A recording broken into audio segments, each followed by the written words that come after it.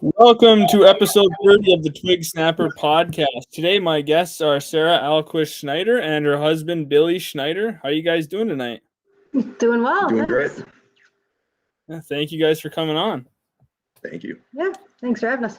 So we'll start with some questions for Sarah, and then we'll move to some questions for Billy.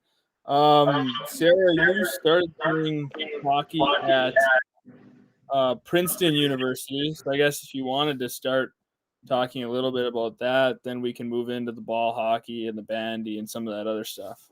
Sure, sounds good. So yeah, I was recruited to play at Princeton. I wanted to play. I'm from Minnesota, so I wanted to play in Minnesota. But since I'm a goalie, it's like if they had goalies on the roster already, I wasn't going to get recruited. So all my opportunities came out east. I ended up choosing Princeton, and it was an awesome experience. One of the things that stands out is just like traveling to all the rinks, the other Ivy League rinks, seeing all those historic buildings. It never got old. Like, we were the southernmost team in the league, and we'd have to drive by New York City for almost every road trip. And for the first 2 years, that included, seeing the Twin Towers every time we'd drive up the Jersey Turnpike. And I mean, it's something that, especially after what happened, is always etched in my mind. And I feel so blessed to have been out there and, see that every other weekend, basically, when we're traveling.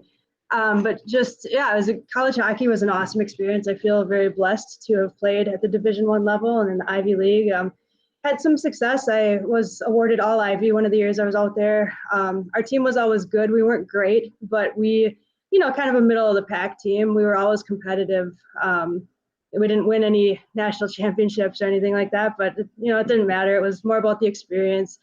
So yeah, and just, beyond the hockey, just being at Princeton, it's one of those things where you wake up in the morning every day and you have to pinch yourself. You're like, how the heck did I end up at Princeton University?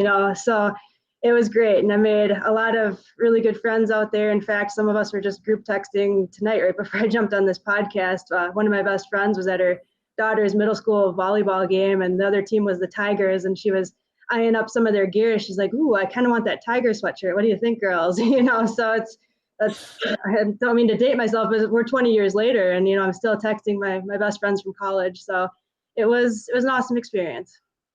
Definitely. And when you were playing college hockey, did you think you wanted to continue playing hockey, or was it, ball hockey and bandy? Were those on your radar already, or how did that all kind of work out? Oh gosh, no, those I didn't hear about until much later in the game. Of course, when I was at Princeton, I was eyeing up the opportunity to make a national team. And at the start of it, at least, I was, on USA Hockey's radar. Didn't pan out, but I did come home to Minnesota in 2004 and was on the inaugural Minnesota Whitecaps team. So I played with the Whitecaps for a few years, while they were just getting started. We weren't technically pro yet, but we were the foundation that made the pro team that is well known today. And it was on that team that, like, one of my former teammates introduced me to Bandy. And I'm like, what the heck is Bandy? And they're like, well, it's this really weird sport that's kind of like soccer and hockey put together. And do you want to be on Team USA and go to Russia? I'm like, what? Okay, sure. That sounds like a pretty cool deal. So I started playing. This was in 2011. And, technically I had to try out, made the national team, and was named the starter pretty much my first year. So bandy, the gist of it is like hockey and soccer. It's on a giant sheet of ice the size of a soccer field. It's 11 on 11. But it's with a stick and it skates, and it's a little pink ball instead of a puck. And the rules are a lot like soccer, like offsides and stuff like that. It's more like soccer. And as a goaltender, the net is 7 feet tall by 11 feet wide, and we are the only ones on the ice that are not allowed to use a stick. So it's a challenge. There's no poke checking, which kind of sucks because that's my bread and butter in hockey. So yeah, it's a really cool sport though. Super popular over in Europe, especially Sweden and Russia. It will be in the Olympics someday. It's just kind of a matter of time, one of those things. But yeah, I've been on the team since 2011. I've played in 6 world championships. I've traveled to Russia, China, Sweden, Finland, Norway. It's been a really cool thing. And it's something that, I've looked to continue to keep playing for the conceivable future. So yeah, it's a great sport, really fun. Yeah, I'd never heard of it until I started looking into stuff. Yeah, for sure. You're not alone. And then when I looked at the size of the rink and the, no stick for the goalie, that's Yeah. just it's kind of neat, that somebody kind of combined soccer and hockey, something a little different, but still, if you can play hockey, it sounds like you could play bandy. For sure. Yeah, it's a really fast game too because you have that wide open sheet of ice. So it caters to speed. And the skates are a little bit different too. They have a longer blade. So it's kind of like it's like they're wearing goalie skates kind of with the longer blade. So they can get moving. I mean, especially there's pro leagues over in Europe and the men, they cruise, they go over 30 miles an hour. So it's a really cool game. They call it the fastest game on ice for a reason. And right now, unfortunately, Minnesota is the only regulation-sized bandy rink in all of North America. So, it's hard to grow the game when you need a sheet of ice that size. So, but we're doing our best, slowly but surely. It's really starting to become more well-known around the Twin Cities here, which is, you start small and once it gets into the Olympics, though, everybody will know what it is. And it'll be kind of like curling. Nobody knew what that was. And then all of a sudden it's like, who are these old timers that are out there winning a gold medal? So yeah. Yeah. Yeah, definitely. So, you played bandy for a long time, all the world championships. How did you then get into ball hockey? Because obviously completely different. Yep. So really random. So it's through a bandy connection, actually. One of the guys, because our women's team plays in a men's league here in Minnesota. So one of the guys that I played against has a sister that's out in California, and she is really big into the ball hockey because that's a thing in California, not so much here in Minnesota. And so she's on the women's masters national team, and we're going back to like May just this year. It's all pretty recent. I got a text from this Bandy guy, and he's like, "Hey, my sister is wondering if," it was kind of like Bandy actually. He's like, "My sister is wondering if you want to play for Team USA ball hockey and go to the Czech Republic." I'm like, "Wow, this is deja vu." It's like this another sport I'd never heard of, and here we go, Team USA and traveling to a random country. So I'm like, okay. I'm like, what is it? Long story short, I ended up going to a camp in Pittsburgh in July, and ball hockey is kind of like what it sounds like. It's hockey with a ball instead of a puck. It's on a regulation size hockey rink. Well, some are a little smaller. There's kind of like, they call it decking that goes over the surface. So it's like this plastic surface, not nearly as slippery as ice, obviously, but it has a little bit of slipperiness to it. And it's just, yeah, it's like glorified street hockey, but it's really cool and it's big on the East Coast. They've got leagues out there in the Philadelphia, New Jersey, Boston area. And yeah, so I went out to Pittsburgh, tried out, made the team, and just got home from the Czech Republic. We were out there earlier this month and we won the gold medal. So it was pretty cool to have that opportunity, especially since with bandy, I'd never won an international medal. So it was kind of like, a decade in the making to finally come home with some international hardware. So, but yeah, really cool sport. And like bandy, I look to continue to keep playing that and just, try to stay young and keep playing sports as long as I can. So yeah, definitely pretty cool that it happened so quickly. And then you win a gold medal, it all just May. I mean, that's not that long ago. What is that? 5 months ago? I mean, yeah, that's and then yeah, you I win a mean, gold medal. It's really, yeah. really cool that it happened that way. So what was the competition like at this Masters World Championship? Yep. So it's masters means it's age 35 plus. But my goodness, these women were in phenomenal shape. Like every game was a battle. There wasn't a game that we just like blew the opposition out really. We played against Great Britain, Slovakia, Czech Republic, Canada, and then there was actually another USA team that went. And Canada was our toughest competition. That's who we actually beat in the gold medal game. But every team was super competitive, and it was a grind. One of the hardest things about the sport is that you get so hot, especially as a goalie, because I'm wearing all of my equipment, obviously, except for my skates. And, it's an 80-degree day and the sun is shining on you. Like that is a stark contrast from being in an ice arena. So, yeah, I was like, when I came home from Pittsburgh, even just at camp, I was joking with Billy. I'm like, my gosh, I'm 42 years old and that was the hardest workout of my life. Like you sweat so much. But yeah, I can't say enough good about my team. Like that US team, like they took me in as a rookie and treated me like I've known them for years. They're just the nicest group of girls. And if ever there was a team that deserved to win a gold medal, it was that group. They worked so hard and they're just such good people. So it was awesome to see that team get rewarded. Yeah. So you add Czech Republic to your list of places you've traveled. Which one's been your favorite country to visit, play in? Oddly enough, I keep going back to Russia. Like for Bandy, we were in Siberia, so it was far eastern Russia. I've been there twice, and the people are just really cool. And it's in a strange way, it's almost like Minnesota. I don't know. Like it's cold, and people are super friendly, and they give you a lot of meat and potatoes, and yeah. So, but no, I mean, every place I've been to has been awesome. But Russia has always been kind of some of my favorite trips. Well, with Bandy too, they pack those stadiums full of like 5,000 screaming fans, and people actually care about Bandy there, so they like want your autograph and they're giving you gifts. I'm just like, what planet did I land on? This is so weird. Like, so yeah. Yeah, especially if Bandy in the States is not super popular, and then you go over there where it's nuts. It's got to be quite a difference. Right. Yeah, it is. So yeah, been blessed with a lot of travel and a lot of weird sports, and hope to just continue doing it. So Yeah, definitely.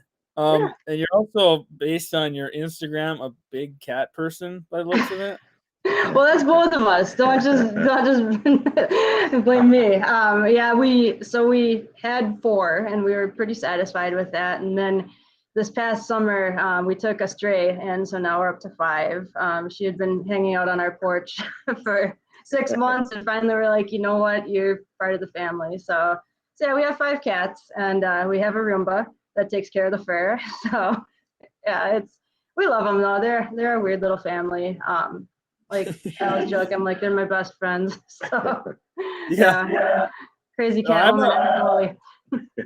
I would say I'm a cat person. My fiance's got 4 cats, so before that, I was never really a cat person. But then, once I'm there every weekend, all the time, every night, the cats are always around. I've really grown into a cat person. Yeah, you're a cat person.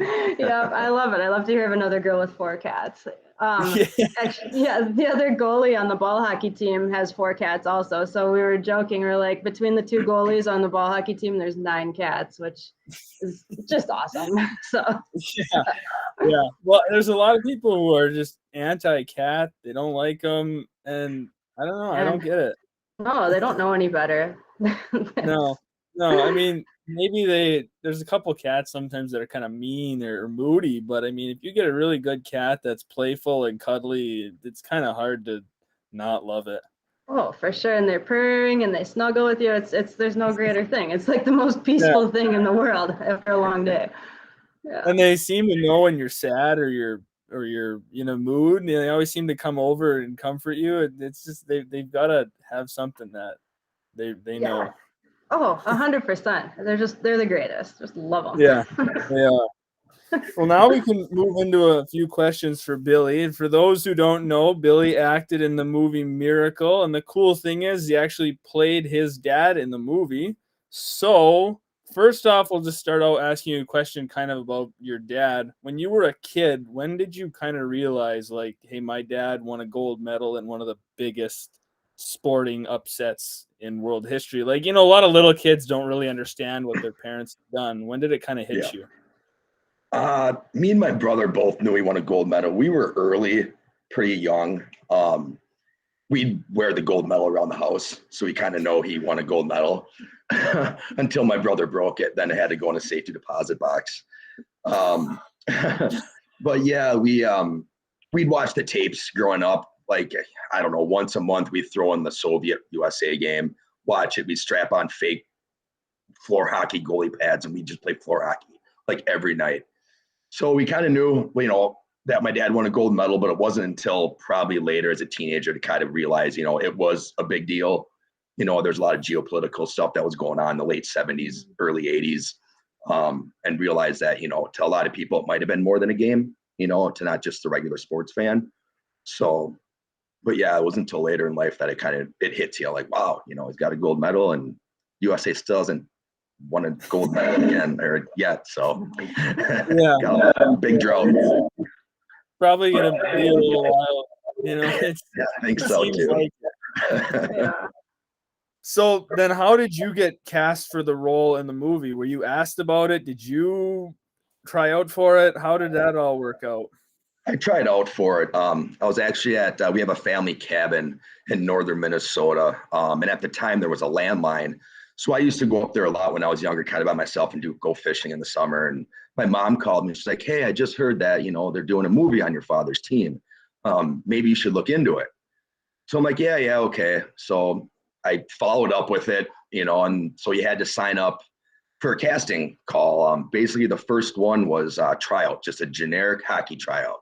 So they just want to know if you could skate, pass, one of those. It was more like Bantam level, like a JV high school kind of level tryout. There were some really bad people and there were some good ones. And then once you passed that, then you moved on to, at the time, I just thought, hey, I'm going to be an extra skate, and make a couple bucks on the side over the summer. Well, then they hand you a script and go, we'll see you in 2 weeks in front of a camera. And I was like, holy hell. I'm like, this is not what I signed up for, but I'm like, oh, well, I'll just go with it. So went to the second casting call. And basically all I had to do was sing Dancing Queen in a fake back seat of a car. And as you can tell, I can't sing. So I just kind of made a fool of myself and kind of played with it. It was fun. Passed that one and got to the final audition down in Ontario, California. That was like a real hockey tryout. There was, I think, 15 people from Minnesota and kind of around the rest of the country. So we had 1 day of straight, like basically a tryout, shooting, passing. And then we went into scrimmage. And the cool thing was at the time, the team that I played on, everyone made the movie. The other team he played against were all cut. So I think the director kind of already knew who he was taking. But then the final audition was the following day, Sunday, with the director. And you had to sit down, just talk to him for a little bit, then actually just do a few lines, with like a real audition. And at the end, he's like, hey, by the way, are you related to Buzz Schneider? I'm like, yeah, he's my father. He's like, oh, you could have just told me that right away and you've been in it instead of trying out. So I didn't know if to tell anybody. So the whole time I didn't say anything until that very end when he asked me. So that's basically how I got into it. But it was about a 4-month process before the movie actually started filming. Yeah, that's kind of funny. I read online that they figured it'd be easier to turn hockey players into actors instead of actors into hockey players. And it looked, it worked out obviously for the movie. Everyone did a good job acting. You couldn't really tell that you guys weren't actors. I mean, obviously, a lot of you didn't have a ton of lines, but it seemed to work out just fine. Yeah, everyone played hockey, I believe, except for 2 people that were actually actors. That was actually the goalie, Eddie Cahill. He was an actor. The first time that he ever strapped the pads on and took shots was at the last tryout. And we knew who he was because he was in Friends. He was Jennifer Aniston's boyfriend, one of the Friends. So we're like, all right, we're just going to light this guy up. And we were ripping slap shots at the top of the circle as hard as we could at him. And he was taking it like a champ. So we're like, all right, this guy's pretty cool. So he actually wasn't that bad. Well, I saw that they had also originally thought about having Bill Ranford as playing Jim Craig, but then he ended up being the stand-in. There was a lot of like technical stuff that so they probably did 50-50. 50% of what you see is Eddie Cahill, 50% is Ranford. And me growing up, I knew who he was. And in between takes, he'd get in the net and we'd always do breakaway competitions on him. It was pretty sweet. Yeah, that's pretty cool. So did you meet the real Herb Brooks at all in pre-filming or filming? I know he passed away before the movie was ever in theaters and on DVD, but yeah, I actually he was the coach for the Gophers and my dad played for him. And so after the Olympics, we kind of lived close to him. So my dad would take us over there and he lived on a lake. So we'd go swimming when we were kids there. And just growing up, I'd see him, every so often we'd talk. So I grew up knowing him, which is special. Did you grow up knowing other guys from the team through your dad? And was he close with guys? Yeah. And I mean, during the last reunion was in Vegas in right before COVID hit. And all the guys were there and, hey, Billy, you grew up with them, every event you're going there and they all knew me since I was, born basically. Yeah. What did your dad, I guess, did he give you any advice on playing himself? Like, did he say like, "Hey, you should do this because this is what I was like," or anything like that? No, he didn't give me any advice. The only advice I gave him was they called all the players, the real players, and asked what they wore. So I told my dad, I'm a big Led Zeppelin fan. So I told him to tell the people that call him, like, hey, tell him you're a Led Zeppelin fan so I can wear Led Zeppelin shirts. So in the movie, you'll see me wearing Led Zeppelin shirts. So he did me a favor instead of the other way around. Yeah, it's kind of funny. Yeah, I just wondered if he said anything, but I guess Not really. You just have fun. I mean, he's like, you grew up, I know how he is and how he acts. It's pretty easy to do. right. But what he did help out with is during filming, the director would need just direct access to someone really quick. Like, hey, Billy, can you call your dad? I need to talk to him about this scene real quick that he's not getting clarification on from the screenwriter, I believe. So then they talk for 10 minutes. So that's kind of how he was interacting with the movie. Yeah, kind of just by the way something actually happened. Yeah, yeah. What's your favorite scene from the movie? Oh, that's tough. I can think of dozens that were just because what happened. Like for me, watching the movie is tough because I remember when I see the scene, I'm like, holy cow. I sat around for 7 hours. I was so tired. So you remember kind of behind the scenes stuff more than like the actual movie. Probably the coolest thing was when we played the Soviets, when we're walking out on the ice and the crowd's chanting USA, USA. That was probably the coolest time of the movie, or my most favorite memory. Just because they actually packed the stadium full of people. During the movie, they only take 1,000 people and move them around the stadium to make it look like it's full just where the camera was located. So when we walked down the aisle, you could hear it was booming, just USA, USA, and it was echoing. It was like, man, it almost feels like a real game, like everyone was pumped up. And yeah, by far, that was probably my favorite. Yeah, definitely. Yeah, that would be really cool. Make you feel like you're actually living the moment in Yep. some respects. Yes, very much. So what was Kurt Russell like? I mean, was that intimidating at all, working with him, being such a huge actor? Right away, I would say probably yes, everybody was nervous just because he wanted to kind of get he wanted to be like Herb Brooks. So for 1 month we were filming, we didn't see him at all. The first time we saw him or met him also too was the scene when Craig Patrick is naming off who made the team, and then Herb's at the top of the steps, walks down. That was the first time we saw him. And we're like, oh my gosh, I grew up watching him. I love Tombstone. It's one of my favorite movies. And that's all I was thinking that was going through my head. And then after that, he talked to us for a little bit. And it kind of became like buddy. His kid played hockey. He was a goalie. And there was an actor on our team or on the movie that was named Eric Peter Kaiser. Their family owned a junior hockey team, the Nanaimo Clippers on Vancouver Island. So Kurt, being like a dad, is schmoozing him, trying to get his kid like looked at from getting in a junior team. So yeah, he was really laid back, funny. I always would tell jokes. We were lucky enough. There's about 5 of us. Our director liked us, so there'd be 5 of us guys after every night. He'd invite us back to his trailer to have a beer after, just have a beer and bullshit. Kurt would come in, tell a story, BS, see you boys tomorrow, then walk out. So 6 months, we do that nightly, and he'd have a different story to tell, a lot about sports, about his family, and some about movies, and just, I would have to say, if you didn't know if he was famous Kurt Russell, you would just think it's a hockey dad down the street. That's what he came off as to me. Yeah. Do you have any good Kurt Russell stories from throughout the filming? Geez, not trying to think here. I mean, there's a lot of stuff that was in the movie. Nothing too funny. He would always, our director and our filmographer, like during the scenes, they don't play hockey. They were football guys, but they'd always try to flip pucks in the net, from the other end. Kurt would be betting on who would get the pucks in the net. Would it be the director, or if it would be one of the players, or whoever?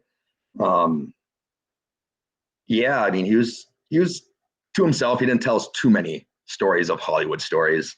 So he was kind of private about that, but he was open enough to us just to be like friends.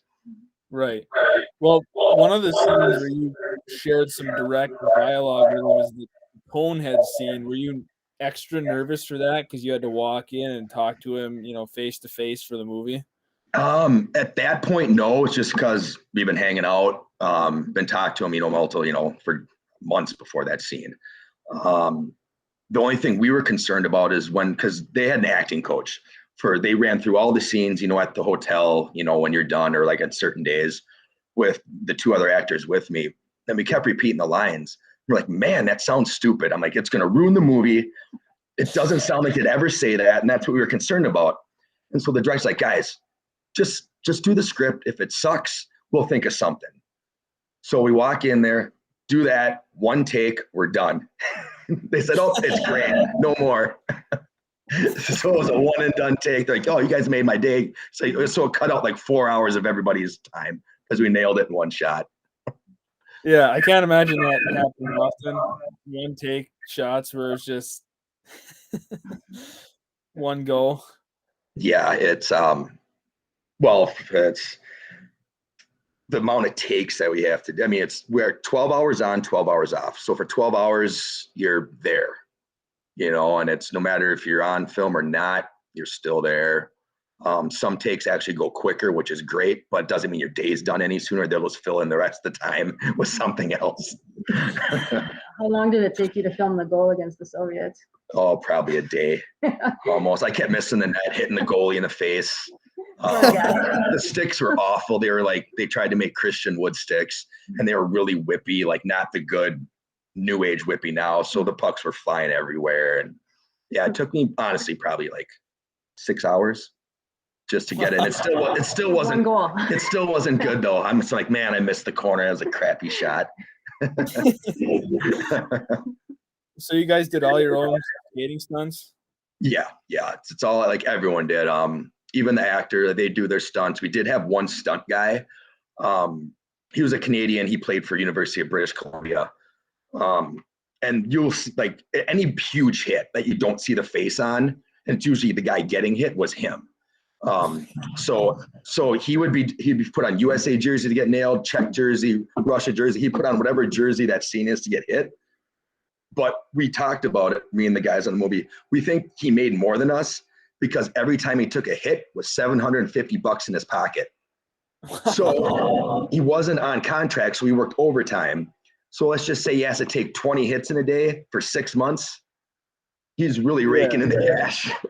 Yeah. I mean, you're getting beat up pretty. He was a big kid, so he didn't mind it. Yeah, that's a good deal if you're not on contract. And that's your. Yeah, he said yes. We need a stunt guy. Sure, I'll do it. We're like, all right, like that one. I would not do that. No. Because when they're hitting, like they're really, he's like, all right, I want to see hits. Yeah. The sports director who did the movie also did, was it Any Given Sunday and Varsity Blue. So he's a football guy. So like, I want to see hits. You guys, I want to see hits. And he kept wanting us to hit and like flip people. And like, dude, you can't flip people. This is 1980 hockey. Nobody's flipping. And hitting at the knees. But he's like, I want to see hits. So it was fun. Do you have a favorite memory from filming? Like I see your favorite scene, but just something maybe behind the scenes, something that really sticks out. Yeah. The same actor who owned the junior hockey team up there, they had a place up in Whistler, a cabin. Whistler is absolutely beautiful. If you've never seen it, been to it, check it out. It's a ski resort. And we go up there every chance we get because you get about a day and a half. So we get done filming Friday. We'd shoot up there. In our contract, we're technically not supposed to be skiing because if you break a bone, you'd break your contract and you wouldn't get paid. But we went up there any chance we got. And that was the first time everyone snowboarding was there. But everybody else could snowboard. So like, all right, just take me easy, guys. We go to the very top of the mountain. And I'm looking down, there's no trees. I'm like, I'm going to die going down this. It took me about 5.5 hours to get down, just kind of plowing my way down. And that was probably the coolest because I was in the woods, you know, kind of by myself because everybody is flying down. So yeah, that was probably my most memorable because the guys in the movie and me, we're all close now. So I'll go down and see guys in California. That's where most of them live. So I made good friendships from taking those small trips that were out of filming. Still keep in touch with you, you're saying? Yeah. Yep. Sarah here, she got her master's at USC. And when she graduated a few years ago, went down there and Patty Dempsey, the kid played Arizioni, and Sammy Scarina, who played Janisak, they used to live together. Now they're both married in separate places. They're down there every time down there, I hang out with those guys. Okay, yeah, that's pretty cool. Yeah, you still are friends with all of them after so many years. Yeah, it's being together. I mean, the 6 months, it's being like on a hockey team. That's the atmosphere is very much on a team. So, you know, you go through the highs, you go the lows. There's plenty of times that days you just, you know, not feeling it and someone comes up and talks you up. Be like, I know this is long, you know, stick it out. Or, you know, there's injuries during the filming, you know, with people. And I ran into a camera and hurt my knee one time. So yeah, there's a lot, the friendships came from it. And some closer than others. But yeah, when it was just like a hockey team. Yeah, definitely. Yes, I didn't ask you that. What was your hockey background before? Like some guys I noticed played D1 or D3 or different college hockey. What was yours? Yup, played high school hockey and high school baseball. I was fortunate enough to get offers for Division I for both hockey and baseball. I chose baseball. I don't know if it was the right decision, but I went that path. So I was a Minnesota Gopher, but for baseball. I was offered a full ride for Mankato State for hockey, and then some other offers around for the Fighting Sioux, back when they were Sioux, and it was mostly Minnesota schools for hockey. That's pretty cool. Definitely. One more question to wrap it up. What did your dad think of the movie? Did he enjoy it? Did he think it was like a good representation? Did he like it? Yeah, he did like it. He said he's, you know, it's when us growing up watching the Mighty Ducks or some other hockey movies, you know, the hockey stuff, it looks pretty sloppy. It's not real, doesn't look real. He said the action looked real. It was the best you could do at the time for filming.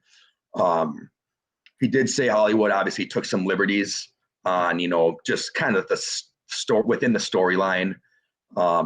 As in, he's like, they made it very PG from the real, you know, the real team. And the one thing that was changed is when they're doing Herbies during the scene when, you know, Rizzioni's like, you know, because I play for the USA and everybody skates off when, you know, you're skating. The Herbies. It actually ended when Mark Johnson smashed a stick over the glass and broke it and skated off and said a few questionable things, and then the team skated off. So they made it more of like a cohesive, you know, Disney scene. Yeah. Some small stuff like that, but you know, that didn't bother any of the guys.